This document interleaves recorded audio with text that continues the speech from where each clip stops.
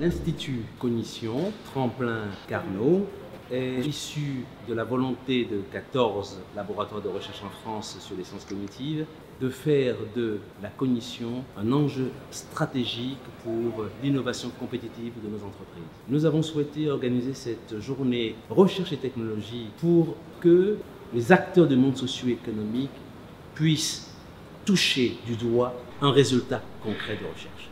Dès lors qu'on est dans un processus de décision collaborative qui va impliquer une interaction évoluée, etc., avec l'humain, on ne peut pas concevoir les choses autrement que de s'intéresser à la cognition. Ce n'est pas un chercheur dans un labo qui va pouvoir faire un breakthrough industriel, mais ce sera au minimum une coopération de 10 ou de 20 labos avec des compétences industrielles. Et ça, c'est le rôle de l'Institut de fédérer l'ensemble des 1400 chercheurs avec un tissu industriel qui va représenter 1000 ou 2000 entreprises.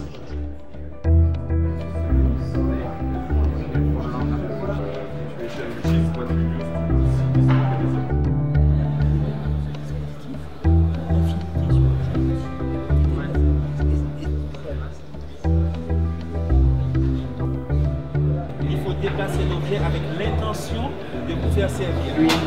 C'est servi. Le mot artificiel, je crois qu'il va falloir qu'on arrête avec ça. Et c'est peut-être la différence qu'il y a avec l'Institut Cognition, c'est l'intelligence naturelle. C'est comment on peut ramener l'humain. Dans les métiers que je pratique chez moi, j'ai affaire à des personnes âgées, j'ai affaire à des personnes déficientes, qui ont besoin d'autre chose que simplement une machine.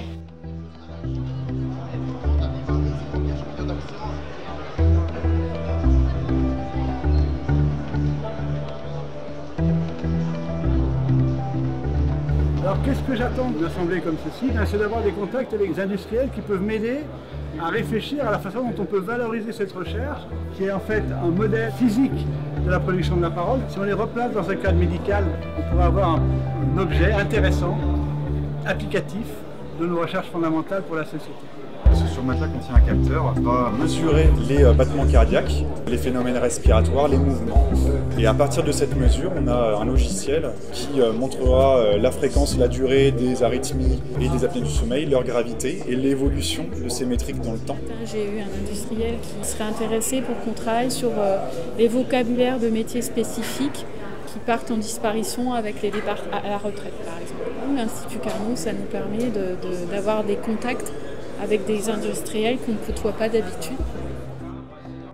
À travers nos 29 démonstrateurs, 18 postes scientifiques, 7 laboratoires partenaires, 3 start-up, 3 partenaires institutionnels, nous venons de démontrer que la recherche française peut sortir de ces laboratoires et venir à la rencontre du monde socio-économique.